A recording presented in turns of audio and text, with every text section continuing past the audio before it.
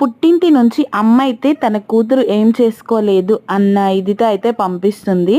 అలాగే అత్తింటి నుంచి కూడా అత్తయ్య నా కోడలు చేసుకోలేదు అని చెప్పేసి పంపించినప్పుడు ఎంత హ్యాపీగా ఉంటుంది కదా.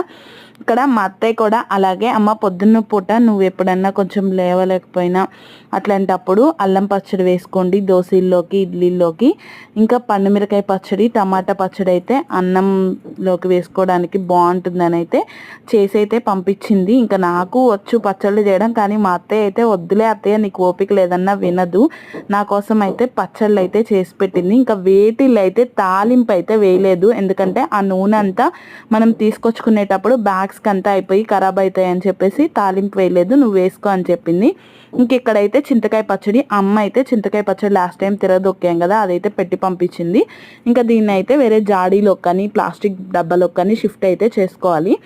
ఇంక ఇక్కడ నెయ్యి అయితే మా చిన్న పాపకి మేము అన్నం ముట్టించిన దగ్గర నుంచి అత్తయ్యే ఇంట్లో చేసే పంపిస్తుంది, నేనైతే అస్సలు కొనను.